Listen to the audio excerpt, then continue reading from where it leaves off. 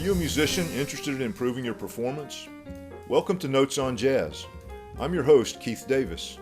If you want to learn more about jazz improvisation, harmony, and composition, or just want to improve your piano skills, this is the place for you. We'll be hosting interviews with fellow musicians, offering tips and techniques on study and practice, and lots of other cool stuff. Whatever instrument you play, or if you're a vocalist, you will find something helpful and interesting here. So come hang out with us at Notes on Jazz. Hi, I'm here today with Gary Versace, great pianist, accordionist, and he's been on tons of records with great people. I've personally seen him play with Dave Pietro at Furman University, where I teach. And anyway, I'm happy to have Gary here today. Hi, Gary. How are you doing? Good, man. Thank you. Great to be here. Yeah, thanks for doing this. Yeah, my pleasure. Yeah, it was a real pleasure. We had a little phone conversation last week, a couple weeks ago, I guess. Yep. About this, and I've been looking forward to having Gary on. So. Yeah, great to see you. Yeah, you too. So I've just been looking into your background a little bit, and I wonder if we could talk sort of about your background, like where you got started and how you got started as a musician. Sure. And we'll go from there. Sounds good. Yeah. Well, you want me to just say something about that? Say something. Yeah. Yeah, sure. Where'd you get started? Where are you from? And how did you get started? I'm from Connecticut. I'm from a little town in Connecticut called Coscob, Connecticut, which is, I guess, technically part of Greenwich, Connecticut. So southwest Connecticut, not that far from New York City. Mm-hmm. And I was lucky. I went to high school and was in the area of a whole bunch of people who were my age, but who were real prodigious people, and ended up having great careers and were very advanced for their age. Great players who I was able to be influenced by. Mm-hmm. In the area. The most influential for me was a pianist named Kevin Hayes, who was amazing in high school, as he is now. But right. I first heard him play in the band room after school. We didn't own a piano when I was a kid, but somehow my parents did own a Hammond. So, and I went on to play a lot of Hammond organ, but we didn't own a piano, and I used to stay after school and try to learn to play the piano a little bit. And we used to listen to Kevin play, and he was already commuting into New York at that age, playing with some great people. So he was my first major influence. Amazing musician, and I still follow him now, mm-hmm. and all that he does. But around my age were Joey Calderazzo, not that far away. Kevin, Bill Charlap, maybe he was a little bit older than us, but he was already playing in New York.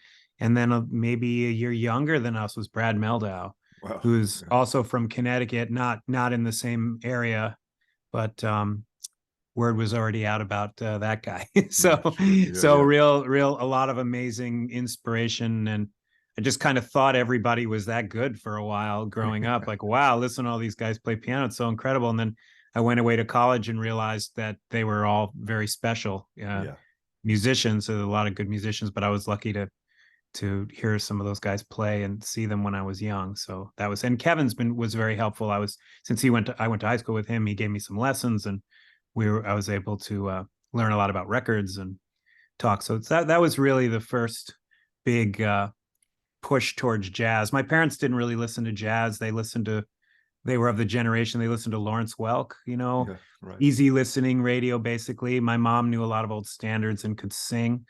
And she played the organ a little bit in church, but not a lot of jazz there. So it wasn't until I met Kevin that I really got some recommendations about jazz records. Yeah, nice.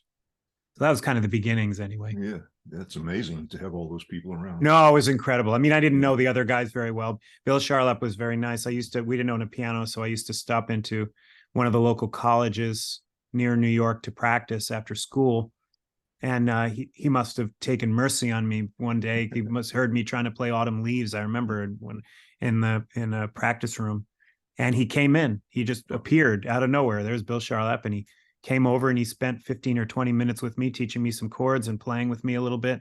And I remind him that if I see him to this day, I remind him that he, hey, Bill, do you remember? And he said, Yeah, the practice room at Purchase Yeah. College, right? Yeah, he remembers all that stuff. He was amazingly nice to spend 15 minutes with someone he didn't even know, Yeah. just helping me learn something because he could tell I was into it, and really Yeah. nice, really sweet. So I really appreciate that too. So Yeah, I that's always great. remind him that when I see him. Yeah, that's a great story. Yeah. So any other, I mean, after that, did you have any other teachers? Did you get any kind of formal training or? I went to University of Connecticut Okay. did my undergraduate degree there. I did it in music ed and in performance. So I had a bunch of influential teachers there and people I went to school with. Classical teacher was very helpful for me, and the director of the jazz program at the time was a woman named Ellen Rowe, who probably gave me my first formal jazz piano lessons. Mm-hmm. She's the director at the University of Michigan now. She's been there she left Connecticut, I don't know, not long after I left. And then she's been in Michigan for many years. She may be getting ready to retire fairly soon, but she's been the director out there. So she was very helpful as well. Mm-hmm. And I went to school, and then I went on and did my master's degree at the Eastman School in Rochester. And I was studying with Bill Dobbins at the time. Oh yeah, sure. He was kind of a guru at the time. Yeah. There weren't that many jazz programs, amazingly enough, master's degree jazz programs at the time in the country. So Eastman was one of the ones that it was only a grad degree at the time. And Bill was this kind of legendary figure who I remember when they hired him, he had got up to the letter G or H or something. He had transcribed all of the classic jazz piano performances, going through the alphabet, every last name of every famous pianist, all the way up until letter G or H at the point I had gotten there. So, wow. Everything from Bill Evans, everything from Chick Corea, all the classic records of Ahmad Jamal, he had done it all. He was kind of legendary for that. So everybody was thinking, I want to go talk to this guy and pick his brain about what some of these pianists are doing and get some lessons. So I ended up doing that. I went there. And then straight out of school, I ended up getting a teaching job somehow right out of grad school at the University of Oregon. Yeah. So I spent 9 years teaching at the University of Oregon, just long enough to get tenure. And then when I got tenure, I took a sabbatical, and I got an apartment in Brooklyn for a year. And I hung out there and went out and heard music and visited my friends and wondered, am I ever going to do this New York thing? This is a very inspiring place, a lot of players. I thought, what do I do? And at first I thought, kind of no way. I had a nice life in Oregon. I loved the teaching, and I was playing in Portland. I'd made a lot of good friends there. I was working 5 or 6 nights a week on the local scene and enjoying it a lot. Sure. And then I got involved in New York, and I thought, if I don't do this now, I'll probably never do it. So after my sabbatical, I went back and I gave my notice and taught another year, because that's generally what you do after you take a sabbatical. I taught another year, and then I moved to New York, and I've been there basically ever since. Wow. So it's been a wild, it's been a little bit of a wild ride. And I think that was kind of good for me to do it after, because during my teaching time, I was learning by teaching, having to collect, you do the same thing. You're collecting your thoughts about how to play and what to work on and all that. So, and then I was playing in the local scene 5 or 6 nights a week. So I was getting some experience learning tunes and all that kind of stuff. So it was kind of good for me. I don't know that I was ready to move to New York really when I first finished school. So I'm kind of glad I went and had that extra time, a little bit of extra time to work on my thing. And then and I still didn't feel ready, but I guess when it was time, I came to New York. I must have been 30 already, early 30s. Yeah. I felt old, but it was the right time for me, I think. Yeah, absolutely. Sounds like it. You maintain your contacts in Portland. You still have people. I do. I still have some friends. I still have friends there. I made a lot of good friends when I was just working every night, and I was kind of massive commute. My teaching job was in Eugene, Oregon, at the University of Oregon, but I had an apartment in Portland because most of the gigs were, when most people I knew had met were in Portland. So I would kind of commute up and down several times a week, and it was usually raining, and it was a long drive on I-5. But I'd teach an 8 o'clock arranging class, and then I'd have some students in small group, and then I'd drive to Portland, play a gig, crash and then get up at 5 the next day and drive down to teach 8 a.m. the next day. So it's Well, kind of burning the candle there. yeah, I see. I guess But so. it was good Yeah. experience, and I enjoyed the teaching and the playing. So Yeah, sure. So about how old were you when you moved to New York? early Early 30s? early 30s, Yeah, yeah. and Early what time? 30s. When was that? About when was that? That was around 2000 or so. Yeah. Okay. Yeah. Yeah. So Yeah. you've been there a good while for now. By Yeah, now. almost 25 years. Yeah. Yeah, that's great. Yeah. So what did you start doing when you got to New York? I mean, what were your first experiences like? Well, amazingly enough, they were mostly Hammond organ experiences for me, Okay. because Portland, somehow, there were very good bass players, but at the time I was there were only a handful. So once, there were a bunch of keyboard players who played Hammond very well and could play bass for themselves. So Mm-hmm. I thought, wow, this is great. If I can't get a bass player, at least I can play music if I learn how to, but with drummers and such. Mm-hmm. If I learn how to walk some bass and play Hammond. And I knew a little bit because we had one as a kid, but I hadn't played any jazz on it. Mm-hmm. So I thought, well, I'm going to work on this. So I got a little cut down organ. Someone made a little cut down Hammond organ for me. Another guy in town there had one, and I got one lesson with somebody on how to set it up. And then I just started inviting people over and playing Nice. Hammond. And it was great. There's so much to learn. It's such a Art Lande is calling. Oh, nice. You want to say hello to him? Yeah. Yeah, good. Keith and I were just talking about Art the other day because he's done one of these podcasts, and he's a big influence, I think, on both of us. So yeah, both of us. Absolutely. He's I got to call him back later. Yeah. I'll turn the ringer off. I'm sorry. That's all right. No worries. So yeah, I really fell in love with the Hammond. Awesome. It was something with the vibrato and the sustain and the power and the walking bass with drums. All of a sudden I felt like, wow, I understand a little more about this marriage between bassists and drummers, this swing and the quarter note thing, and how much a part of the band that is. And I don't know, something started clicking with me that it meant time and feel, and all of that meant much more to me once I discovered the Hammond somehow. Got into some of those records, and it really was valuable, and I really loved doing it, and the walking and comping and playing in the rhythm section, then also the blowing and the counterpoint aspect of playing the two parts at once. And I loved the whole thing. So that was when I got to New York, that was primarily what I did, was play organ gigs. There's a lot more now, but at the time there weren't quite as many Hammond players, and the great Larry Goldings had just moved to LA. So he was kind enough when he left to recommend me for a couple of gigs. So I kind of got going a little bit, and made some friends, and people, had little sessions and stuff. And I had this little portable organ that I bought from Samuel Hell when I moved there. And I would take it, a little 2-manual organ, and would take it around and join some guitar player bands playing organ trio. And that was really primarily what I did. I would say for the first 10 years at least, was mostly playing organ.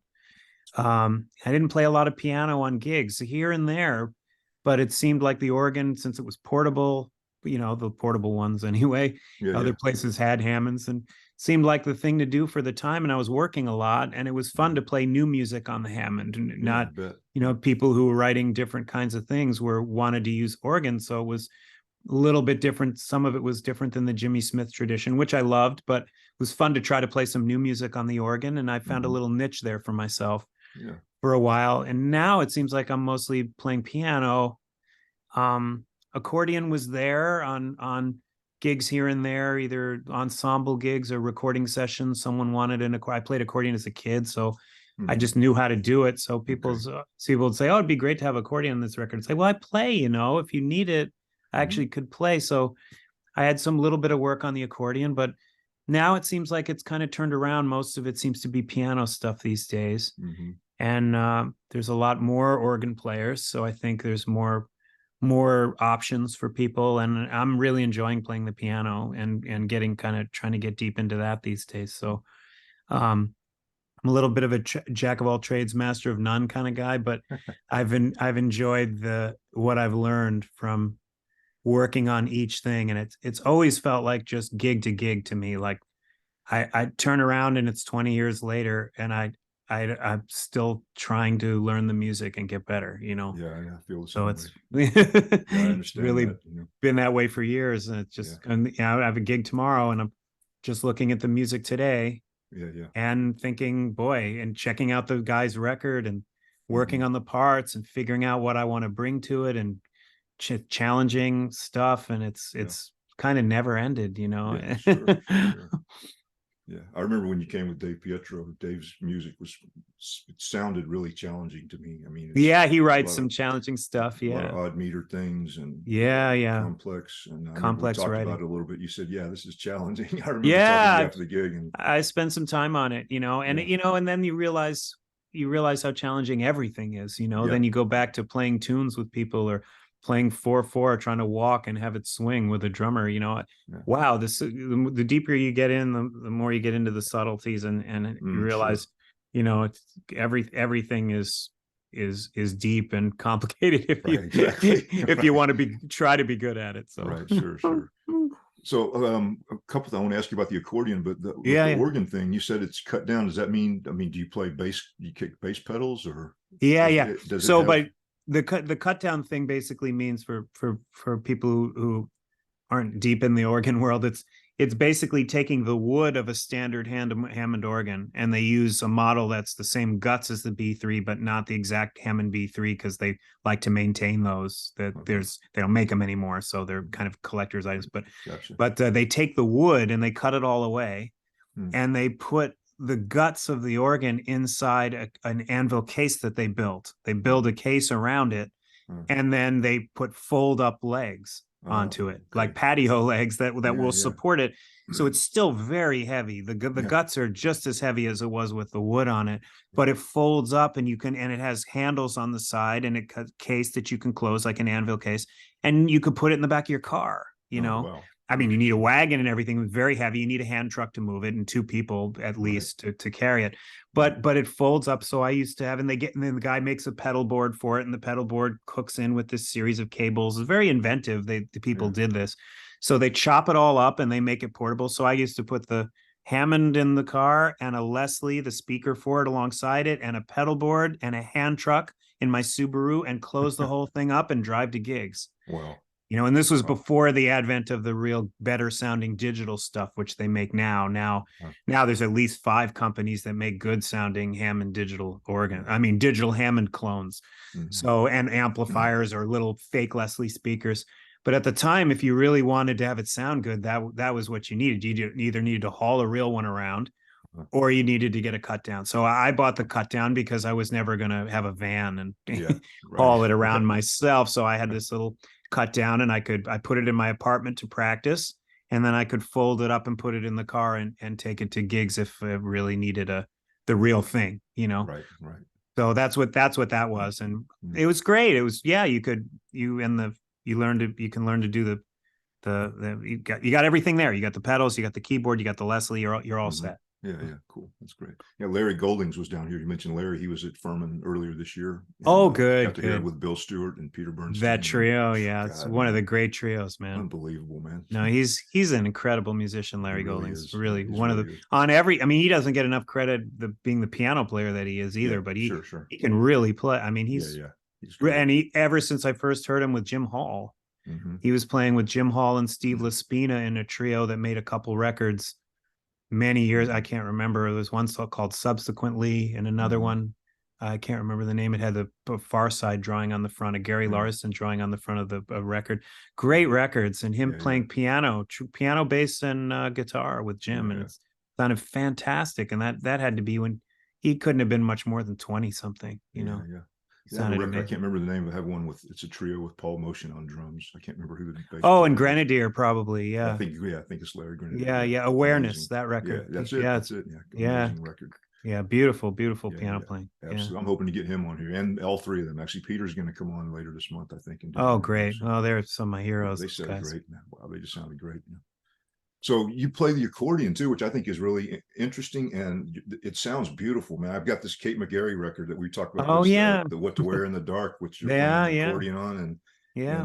And I got the other one, the trio that you mentioned with her and her husband Keith. And That was the one I couldn't remember the name of, it's right? called God, Subject Tonight is Love or something. Yeah, Subject Tonight is Love. That's it. Yeah, that's it. Yeah, I haven't had a chance to listen to it yet. And by the way, I have your the quartet album with that you're playing organ on with Donnie McCaslins on tenor. And, oh yeah, that was that's an older one. Yeah, yeah. Hearing that one, yeah. And yeah. A trio album of yours too that I haven't had a chance to listen to yet. But and I heard you were playing accordion with the Gil Evans thing, right? You played accordion, weren't you in that? I don't think I played accordion with that. That was probably piano. But I Frank was playing piano on it, so I thought you were playing accordion on that. Oh, maybe. Probably not on that, but I mean, of course, I did for years with Maria. Yeah, with Maria, sure, yeah, which sounds great. So how did you? I mean, you said you played that as a kid. I played that as a kid, and that's just because I wanted to play the piano, and we had we didn't have one, but we had a Hammond at home, and I kept asking if we could get a piano, and then one day, my dad, who was Italian, came home and he had an accordion. Wow. And he gave it to me and he said, here, this is even better than a piano. You can take it with you. Great. It's portable. So I thought, okay, whatever. So I actually learned to play it. And at that time in Connecticut, there were all these guys who were playing weddings. Yeah. And like local musicians playing weddings and playing parties and whatever, mostly Italian community. And he came over to we found one, and my parents found him somehow. He came over to my house once a week and gave me an accordion lesson. Wow. So I sat there and he just basically, eventually, once he taught me the basics of the instrument, he basically brought a fake book, and he'd teach me what he did on gigs, which was just play. He wasn't a jazz player, but he would play the melodies of all these old tunes. So, you'd have My Blue Heaven or Stardust or these old songs, Blue Moon. And so I was learning unknowingly, I was learning a bunch of standards, sure. But very basic chord changes from a basic fake book, and learning the melodies and playing them several times and learning what the chords were, which would all apply later to jazz. But at the time I was, very young, and I didn't really know anything about jazz, but I was learning the melodies and learning some classic accordion, Lady of Spain accordion repertoire, which was fun. But I played it as a kid for years, and then I kind of stopped when I went to college because I was trying to learn to play the piano. Right. And then like I said, it didn't come into my life again till later recording sessions, or someone would mention, man, I think the accordion would be great on this. Too bad we don't have one. And I'd say, well, if you can get me one, I'd sold my accordion when I moved to college. But if I said, if you can get me one, I can play it. I mean, enough to get through a recording session. So kind of came back into my life, oddly enough, later on. Yeah. Man, I've never played that, but I'd like to try it. I think it's interesting, and it sounds great that when you play it, like you're on some of these records, like the Gary record, you play it some, and of course you played it in Maria's band, which just sounded, or you did before Frank left us, Yeah. And it's beautiful, really. It's a beautiful instrument. It has such a, the way Maria wrote for it too, still writes for it, using it either as she told me that she always imagined, she has some records featuring strings, but she always imagined that the accordion was going to give her some of the high sustain that she wasn't getting in a big band. She's looking for, strings and high sustain, something. And she said there's nothing quite like, so the accordion, in a way, she uses it partially in that way, some high sustained chords, things that kind of resemble the beauty of strings. Or sometimes you're doubling lines from the saxophone section, or some trombone chords can be doubled, and depending on the sounds you pick, you've got really, really high stuff or low, really low, kind of thick things. So gives her a lot of options texturally, and another comping instrument if she wants it. So it works out. That's a really fun gig too, because she's also really open to exploring texture and sound, and she would always make a little solo space on at least one tune a set for it. So it's kind of become something that's unique about her big band in a way. It's another sound that I think some big bands feature the voice a lot, or Kenny Wheeler, I remember, always had a Norma Winstone or a vocalist along with him, but she now always has that little extra sound. She's got a guitar with effects. she's got piano and she's got accordion, which all makes her thing a little bit unique. So yeah, absolutely. Yeah, it's really. I'm gonna have to try that. Actually, I'm curious. Yeah, definitely. Oh, you'll love it, man. It's super Yeah. fun. Yeah. I mean, and most of the time in those bands, they're not requiring a lot of agile left hand, button work if you play the standard piano accordion. I know enough to, I grew up playing tunes, like I said, kind of wedding bandish, playing standards at parties. So I know enough to do the basic polka and left hand chordal stuff on the instrument. I'm not in any way a prodigy or a experienced, very experienced with playing chromatically on the left side or doing advanced chordal patterns. I never got seriously into that. Although the guy who now is playing accordion with Maria, he's a trained, classical accordion. He's incredible. Wow. And he plays the button accordion too. So it's just, I mean, he's phenomenal. The ability he has with both hands and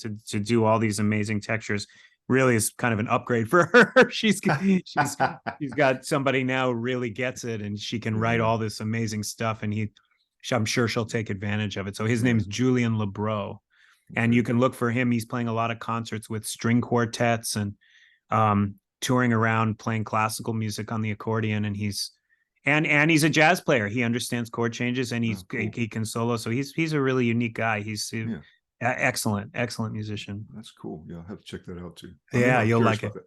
Recently I have a harmonium that I bought from India. Oh, cool. Custom made, and it's 22 Shrutis, they call it. It's got these drawbars that adjust the microtones in between the notes. Wow. And I'm taking lessons from a guy. I'm actually learning rags and learning how to play it on this harmonium. And it's really cool. It's really that must be amazing. I know. Do you know if Frank knew? I mean, I know he played it on a couple records, but did he know about it? Or I don't think he knew. I don't think he really knew Indian music. I'm not sure. I'll ask my friend Ron, who was close friends with Frank. But I don't think he really was into that so much. But yeah, it's really. I think he played it a little bit on a Jay Anderson record. The bass player, Jay, I think maybe he played it a little bit on one of Jay's records. I can't remember. I don't know where they got the instrument, but But I'm sure Frank sounded great on it. I'm sure he did too. Yeah. He was amazing. Well, you were close friends with Frank. You know Frank for a long time. So. Yeah. We were talking about Frank Kimbrough, if we didn't say his last name before. Exactly. Pianist for many years with good friends with Keith, and played many years with Maria Schneider. And we toured while I was playing accordion with her. We had a good 15 years of touring together. So he was a good friend. Yeah, we miss him. Yeah. So, well, tell me what you're doing now. What's going on now? What are your projects now that you're involved in? Yeah, I'm mostly a sideman. I mostly like being involved in people's projects. I enjoy trying to interpret music and hear what people are writing. I like all kinds, new music and standards and everything in between. So I'm lucky. Luckily the phone still rings, so I'm happy to play in the people's bands who want to have me and learn their music and delve into it I'm still just enjoying doing that mostly and touring a little less these days since the pandemic, I find. But playing a lot in town in New York and recording sessions and once in a while running around, but not quite as much on the road. And that's all kind of okay. I'm enjoying this little period where I'm home more. And I also teach at the Eastman School now. So I go up to Rochester and work with some students, some small groups and some piano students. So that's part of my life too. And then I guess I've still maintained, in terms of gigs, I've maintained the Maria Schneider connection, which has been hugely important and influential for me. She has been, the whole band, everybody in that band really. And now, playing for Frank is an honor and kind of, I was telling you in conversation of the day, difficult at first because I hear him in my head and I feel his presence, but trying to find my own way with it as well. So it's been, that continues to be a journey. And then several of the people in that band use me for their bands. So I've made a bunch of quartet records with Rich Perry, the tenor player, with Jay Anderson and John Riley playing drums. We have maybe 3 or 4. Another one just came out, all of them on Steeplechase. We made about 3 or 4 records. and yeah, a bunch of the guys from that band. So Dave Pietro, who we came down to your school, the alto player, we've made several records together now. Michael Rodriguez, trumpet player from that band, great trumpet player, good friend. We made one record and continue to do gigs here and there, which are fun. He's in San Francisco Jazz Collective now, and he's running around. He has a band with his brother Robert, who's a great pianist. So he's got a lot in on his plate right now. So his band works a little less, but that's been fun. So yeah, a lot of opportunities with Scott Robinson. I play with a bunch, the Barry player from that band. Yeah, so he's great too, man. We do some stuff, and they're all great. tomorrow I'm playing a quartet gig with Marshall Jilks, the great trombone player from that band too. So yeah, the Maria guys are continue to be big in my life, and then yeah, whatever else comes my way. Yeah, sure. So tell me, you mentioned a bunch of things here, but when you, like, if someone asks you, well, I'm going to ask you, yeah, what recordings of yours do you like the most? Like, what would you say? Hey, if you want to hear me listen to this one, Gosh, your own or recordings that you're on with somebody else, what do you like the most? One of my projects coming up is going to be to go through a bunch of these records and really, I have difficulties listening to myself. Tell me about it. I do it all the time. I do. I regularly record myself now at gigs and in practice as I'm working on things to try to see, is what's working and what's not working. And it continues to be kind of a painful process. I remember once years ago, we were on Maria's gig. I was sitting next to Ben Monder, the great guitarist. And I had just gotten, somebody sent me their record that I played on. And I had just gotten it in the mail that afternoon, and I opened it up and I listened to about half of one tune, and I couldn't make it because band sounded great, and I thought I was terrible. I couldn't listen to myself. I thought it was terrible. So I went to the gig, and I was probably looking bummed out, and I sat down, and Ben says to me, "What's wrong with you?" And I said, "Well, I got a record today. I played on somebody's record, and I feel bad because I think I sucked. I didn't sound very good." And he said, "Why on earth would you listen to? Why did you do that?" As implying that, of course it's going to be bad. You're going to hate yourself. Why would you ever do it? Right. So it's, oddly enough, it's gotten better. I mean, I'm doing better than ever at listening to things and feeling like, okay, there's something there. It wasn't horrendous. But it's still very hard for me to pick, because things are constantly changing, and what I was working in at the time for the record I was preparing for is now something that I either have modified or don't really hearing it the way I was hearing it then, or my sound or technique, anything. It all changed. It all changes so fast. As you're checking out new things. So at the time, these last two piano trio records I made for Steeplechase, there are things on them that are okay. I think both had Jay Anderson on bass, and one had Obed Calvert on drums, and one has Rudy Royston on drums. The first one was called All for Now. And then the last one just came out a year or two ago, was called Time Frame. That's with Rudy Royston. I have that one. I haven't listened to. I just got it the other day. I haven't listened to it yet. And there's some things on them. I listen back and I think, oh, I'm forcing, or oh, my sound is too tight, or I was trying to be too, venture a little too far with the harmony on that one. I didn't quite make it, but ultimately I listen back and I think, I'm getting better, at least I think.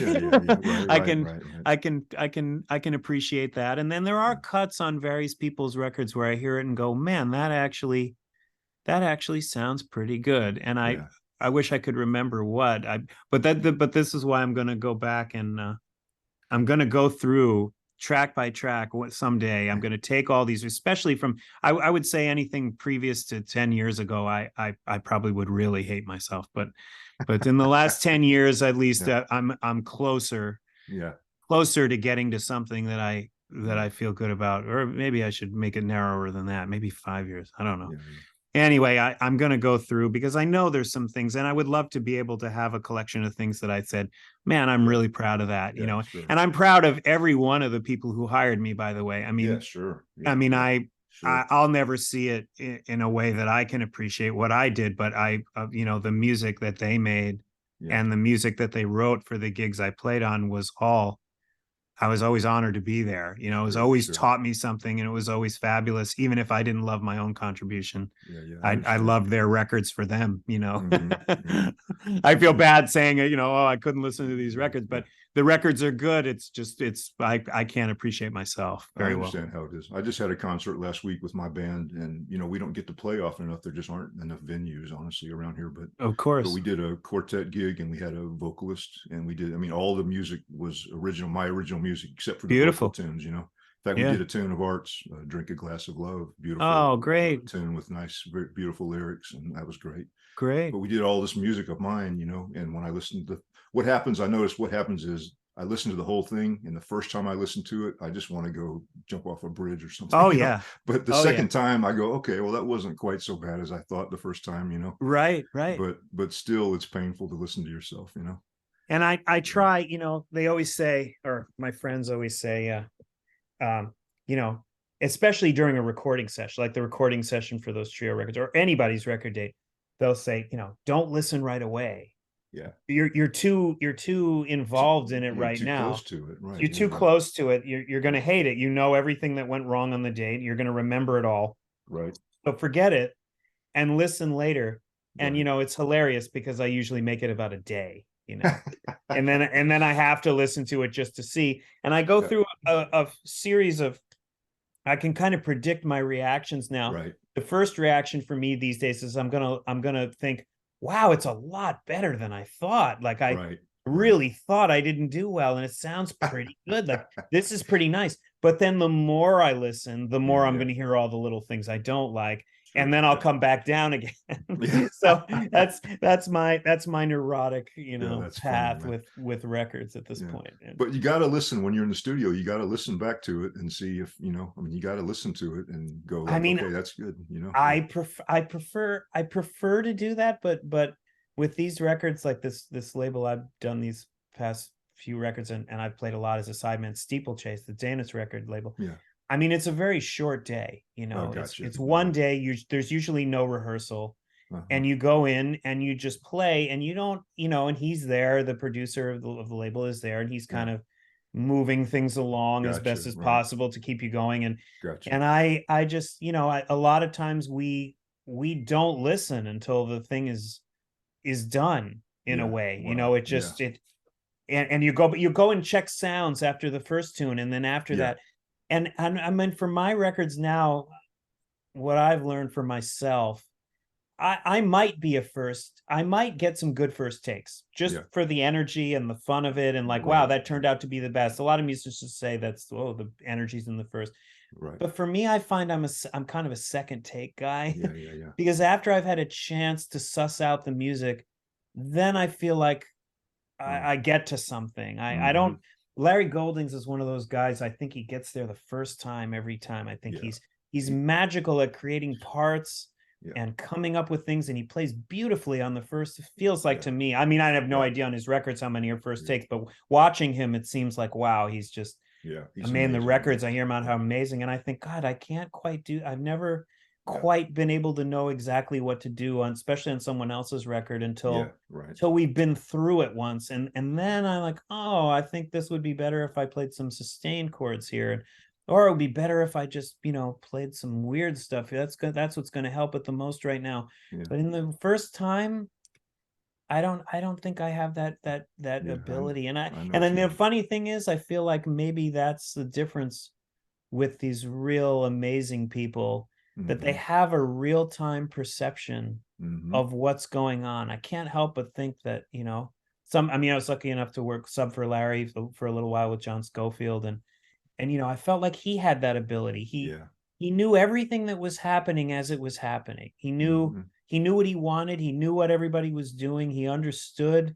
I feel like there's people, those kind of heavies, they get it, and they get it fast. And I I don't know. I feel like it could be great, but it could not be great. So I need the listening. So now I always do at least 2 takes. Yeah. And I always go in and listen at some point just to make sure that I'm not way off, you know. Yeah. Gotcha. Yeah, so these are all my own, as you can tell, and and I'm sure, all of us have a certain amount. I certainly have a lot of insecurity and a lot of head trips going on as I'm trying to make music, and I've gotten better over the years, but I still wonder as I'm doing things. So sure, of course. I don't think anybody. I don't know. I don't think I'll ever get over that. Yeah, it would be nice to, but I don't think it's going to happen. Yeah. Luckily, in the moment, I have a lot of fun. I mean, absolutely. I love the music making process, and I'm not usually freaked out or that nervous when I'm making music, but I'll definitely put my judgmental hat on later. Yeah, it's the recording thing. I think it gets it. Yeah. I've got I told somebody this recently on one of these interviews. I have a tub of cassette tapes that go back to the 80s that I recorded gigs, and a friend of mine is digitizing some of them, Oh, great.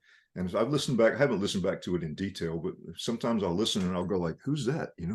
Right. And then that's me. Wow, that's not bad actually. Right. I mean, isn't that fun? It's not how I play now, but it's it's not bad. I was like, wow, that's not bad, Yeah. But it's interesting, Yeah, absolutely. Yeah, I've had that a lot. I've talked about this. I talked to Frank about this once. He said he goes back and listens. He said, go back and listen to it 100 times, like just listen to it over and over and really see what you're doing, like really dig into what you're doing. And, Wow. So, I mean, that seems like I'm not exaggerating, not 100 times, right, exaggerating, but still listen to it a bunch of times and really get a feel for what you're doing and what, how it could be different, or I guess is what he's getting at, Yeah. I have I'll tell you one funny story about Frank.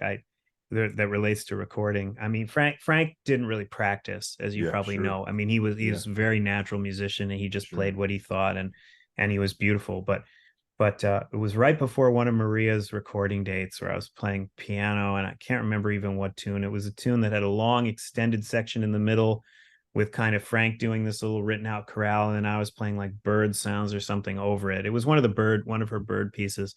And I'll think of the name, but anyway, we were getting ready for the record date, and we had a gig at the Jazz Standard, her annual Thanksgiving gig at the time. She in New York, she played the week at the Jazz Standard. And we were at the gig, and we were going to play that tune. And I remember saying to him, oh man, I still haven't gotten the score to this. I want to talk to her about what the horns are doing, because it doesn't seem like the chord symbols in my part really accurately represent what I'm hearing the horns do. So I go to blow over it, and I'm hearing them, and I'm looking at the part, and I'm kind of getting confused. I don't think they're right, or I don't really think that it represents everything they're doing. So I'd love to know what they're doing before, more specifically, if I'm not hearing it before the record. Yeah. And he goes, really? And I said, well, yeah, I think I want to know. And he goes, oh man, just play. You don't need to know. Who cares? It doesn't matter. Just play. You're going to be great. It's going to be great. Just go play. Yeah. And that's what I did. And I'll always regret it. I think he maybe could have done that. But for me, I hear some notes on that record, and of course she picked the take that, of course, man. She's going to fall in love with what she falls in love with. She's an amazing musician, and I trust her, wholeheartedly. But I hear what to me sound like wrong notes on that take, because I was missing some of what the band was doing. And I always wanted another shot. Like, man, I should have written some more specific changes for myself so I'd be happier with this. But you know what? Sometimes people like that are right, They ask you to do something, and even if you're not comfortable, they're aware of some greater musical goal that they're after that has more to do with than whether or not you accurately represented a chord change for every bar. There's more to music, and that was a good, maybe a good lesson. But I always think to myself, Frank, He's he had to tell me, oh, you're going to be great, don't worry about it. And then I didn't worry about it, and then I have to live with it, You can always blame him, though. I can blame Frank. Yeah, and I blame him for, but I also thank him for the learning, because sure. I should be able to do that. I think that's, just play. I mean, whatever, man, just play, and you'll find something, and you'll really be listening, and maybe that's better than delving into specifically about everything you ever do. I mean, John Hollenbeck used to say that to me too. Is the drummer on his big band pieces, and he'd just say, just play free over the front. Just play. The horns are going to play. Just play whatever you want. And I'd say, well, what do you mean just play whatever I want? I like to kind of know. I like to hear. And if I don't hear it, I'd like to check it out.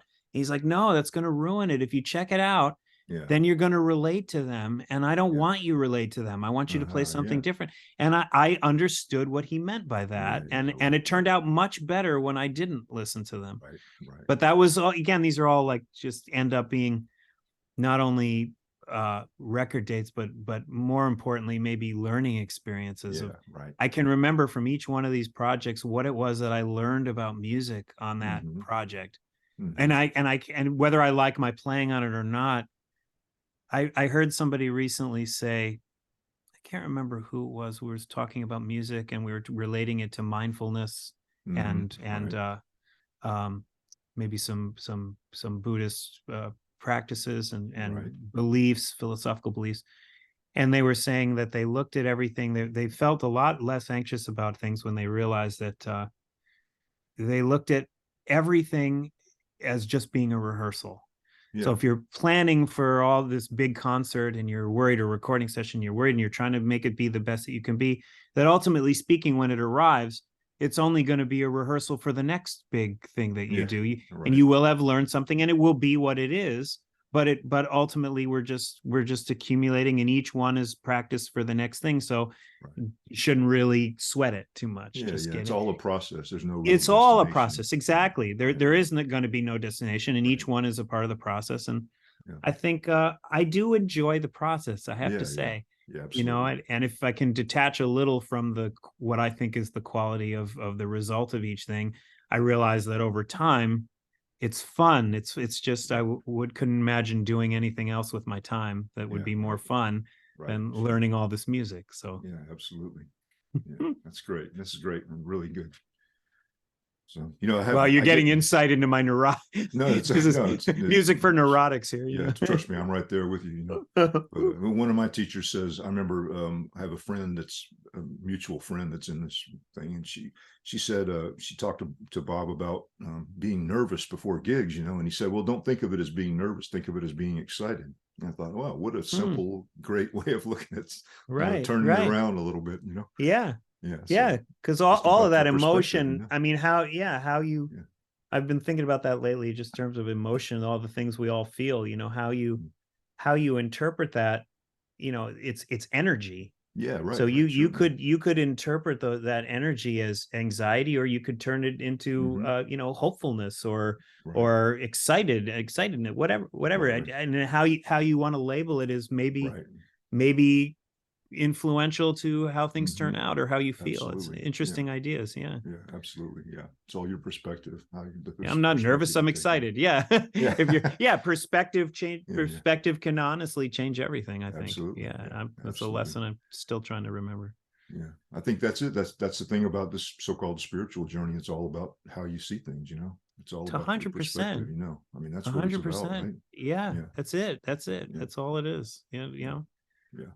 Art calling here, that's man, no one knows more about that than him. I mean, he's been a huge mentor for me, just picking his brain about all this stuff. I'm going to call him today too. I've been meaning to call him. Man. He's just great. Since I've reconnected with him, and I did spend a day with him about a few months ago. He was here. I think I told you this on that phone conversation. He was here in Asheville, close by where I live. Oh, great. And I got to spend a whole day with him, And, we just sat at the piano for 2 hours, and he showed me his music and had me play for him, and he played for me and showed me what he was doing in his music, and sent me home with a stack of his music to look at, Wow. And it was just really, and then I went to a gig that he played, and he played a gig. I got to hang out and listen to him play, and it was just beautiful, man. I'm going to see him. I'm going to Colorado on Monday. Oh man, with played on an organ record with this guitarist named Joel Harrison. And the band was Greg Tardy playing tenor, and Jack DeJohnette played drums on this record. So I got to play a little with Jack, but the Jack's not doing the tour, of course. So EJ Strickland, great drummer, is going to do it. But our first stop is on Monday, and we're going to Greeley in northern Colorado. So I think Art's going to come. I mean, I was amazed, but he's actually going to come out. And then unfortunately, he's playing in Denver on Tuesday night, and we're playing in I think maybe we're in Boulder that night. So I'm going to try to grab some time with him if I possibly can somewhere. If he comes to this gig, maybe we can go to dinner, or maybe I'll see him afterwards. Yeah. But he sounded good on the phone, so I'm really looking forward to seeing him, saying hi. Yeah, that's great. Yeah, please give him my best when you see him. I will. I'll say hi. Yeah, absolutely. I'm going to call him though. I'm going to call him. Try to call him today. Yeah. You mentioned Greg Tardy. I interviewed Greg Tardy for this podcast too. Oh, great. It's so great. We played a little bit years ago in New York when I first moved to town, maybe on a record or session or two. And then I hadn't seen him for a long time. I think I saw him on the road. Maybe he was playing with the Lincoln Center band. I don't know who I was playing with, somewhere, maybe Monterey or something like that. And it's been years. And then we just both played on this guitar player's record recently. And there's this little 1 week tour next week. So I'll get to spend some time with him, but he's a beautiful guy, man. He plays really great. He's been playing with Bill Frisell lately. I think he's in I just talked to him a couple weeks ago. In fact, he hooked me up with Jonathan Blake. I just interviewed Jonathan last week. So great. Jonathan's a great guy too, man. What a great guy. So what a sweetheart Jonathan is. Yeah. He's in that Pietro band too. We've had some nice times with Jonathan. I think it was Rudy Royston when you guys came. Rudy came on that. Yeah. The records, I think the records were Jonathan, but Rudy's played with us too. Yeah, that's great. Yeah. Well, man, this has been a great conversation, and thank you. I want to ask you one more thing, at least, anything more you want to say, of course, but no. I know you're a teacher like I am, and yes, and I like to address some of that when I interview people. If you have anything to say about, especially young students, I teach a lot of students that are like middle school, high school kids that go to the Fine Arts Center here, and I teach at a university. I'm just an adjunct at university, but I know you teach a lot, and I wonder what insights you might have into teaching people about this music.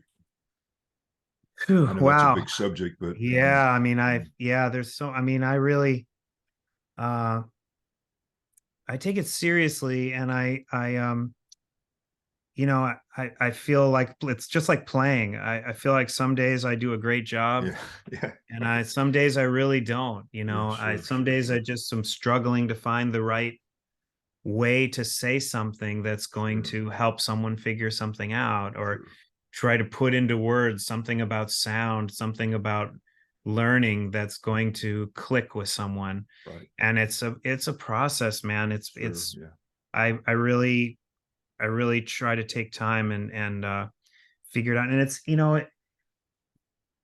it's an amazing thing. I mean, I end up feeling like each student, it depends on the level, but each student is, I try to have certain goals. I like to help each student arrive at whatever it is they'd like to be, especially as they get older.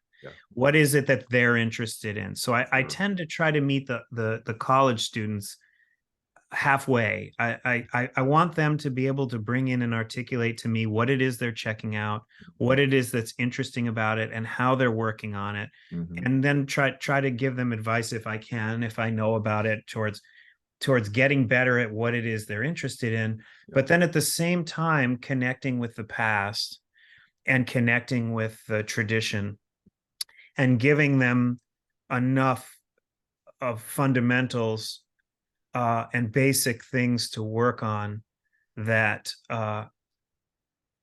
bring their fundamental skills to get those to be stronger.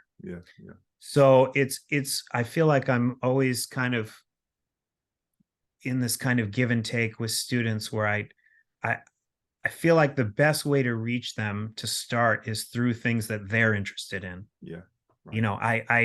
I want them, and then I can find my way in, and play them some things they haven't heard before. And they say, "Oh, I really love this so-and-so record. This is really, some of this great." And I say, "Great." And and then you realize that one of the big influences on that person was Herbie, let's say. Yeah. You say, oh, but have you heard this Herbie record? And then you can kind of go in and reach them, and then, oh, really? I hadn't heard that before. And and you can get into learning the tradition, but also helping them feel inspired and work on what they want to work on. Right. So that's I think about those things a lot. And I can tell you, just specifically to be a piano geek for a minute, one thing I'm working a lot on with my students now that no one really talked to me about, and I don't know, you'll have to tell me your experience, but I think maybe, the younger people I grew up with who were just amazing, like the Kevin Hayeses of the world and Larry's, I don't know that they had to think about it. Maybe they just did it because they were listening and it made sense, but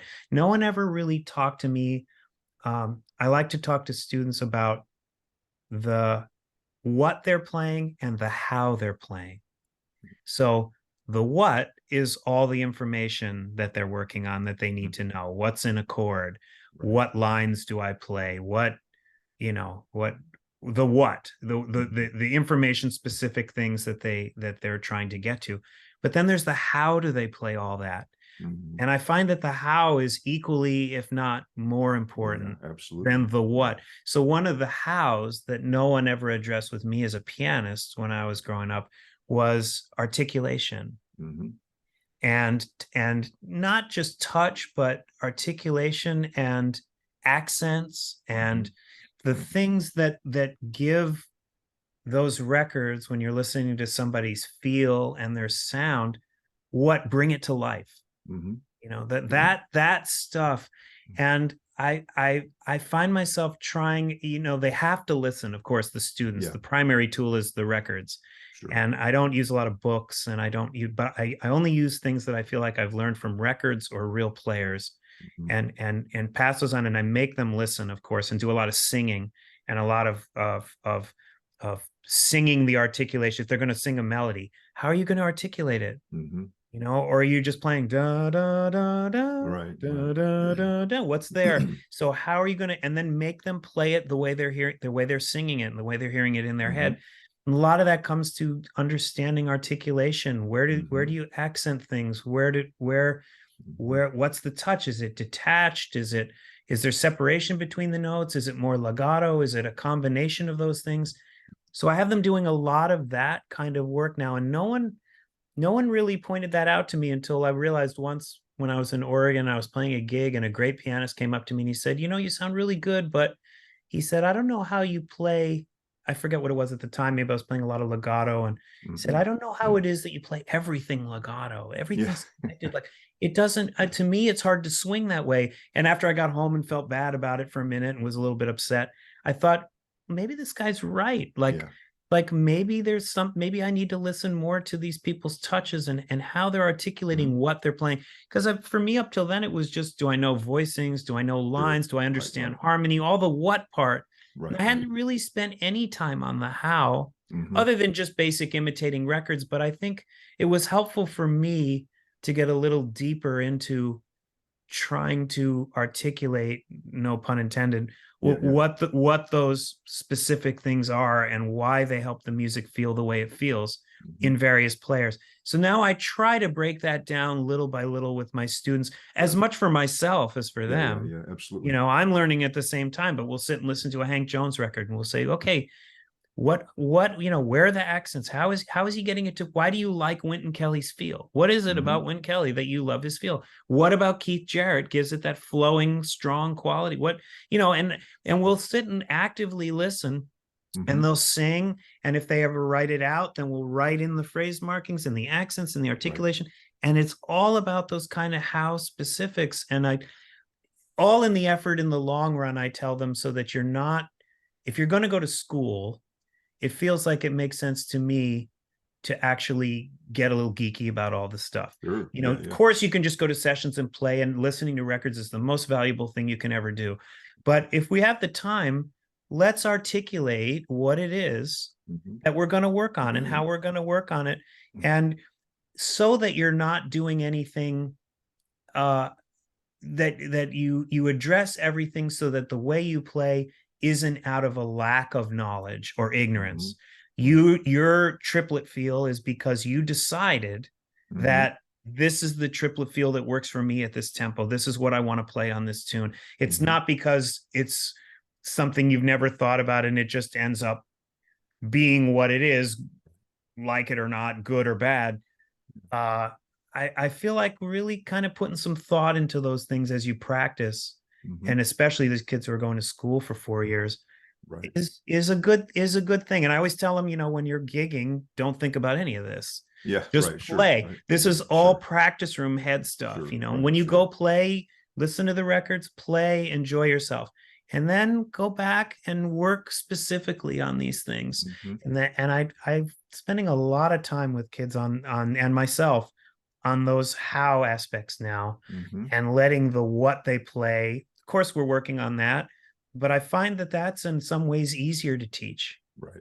Right. Sure. I have ways of teaching the basic language, breaking down the language into its simple components, Mm-hmm. looking at a bird solo and say, well, what's he actually doing? And break down the language into a few simple things they can practice, write some solos, put it together for themselves, Mm-hmm. play along with the masters, of course, and all of that. But you work on the concepts and then work on how you project those concepts. Why does it sing? Why does it swing? Why does it, all these things. Yeah. So that's kind of a lot of what I'm involving myself in my headspace now. And of course, it's all this stuff that you would, all this is the stuff you would already do, and playing along with records, the transcribing part of it, all those things are, of course, probably exactly the way everyone else does it, and teaching harmony and voice leading and working on comping and all those things. Yeah, that's always there. But I just think back and I think, wow, maybe it's because it's so hard to describe, right, that people didn't really talk about it when I was in school that much. And now I'm trying to just make them aware of some of those details as at an early age, so that they're actively thinking, okay, this is how I want this to sound. Yeah.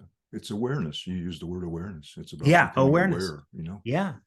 I was lucky. My first jazz teacher, I got a teacher in Atlanta, where I'm from, when I was about 16. And my teacher had been at Berkeley. His name is Ted Howe. He lives out in California now. Cool. He actually had me, like when I learned a couple of bebop tunes, he actually had me write out the articulation for every note in the song, I think that's great. And I think that was great. That influence. I still do that with my students now, That's so great. Yeah. Maybe more people do it than I thought. I mean, maybe it was just me. Maybe I wasn't even ready for it. Maybe that's the reason they weren't doing it with me. I mean, I was just trying to learn the content and know what was under my hands at all to even play. So, but I hadn't experienced too many people talking about this. So I'm glad to hear. I know another one who did. I saw him do a clinic recently. Was Reggie Thomas. Pianist. He's teaching I know he teaches at Birch Creek in Wisconsin over the summer. I can't remember which school he's affiliated with now.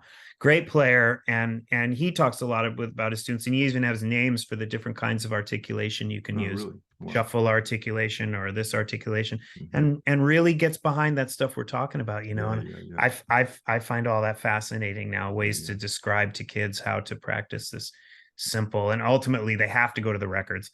But if you can at least begin to describe how to do it, it's helpful. Yeah, Art talked about this when I was with him a few months ago. He talked about this thing about articulation some, Wow, I'd love to hear what he has to say about it too. Just talk. Well, I only played for him very briefly. I didn't. When I was playing a new tune that I'd written, I didn't really know it that well yet. I don't know why I picked that tune. I should have picked something I knew really well. But he just said, think about, think about varying your articulation. Don't always play legato. I mean, try some staccato.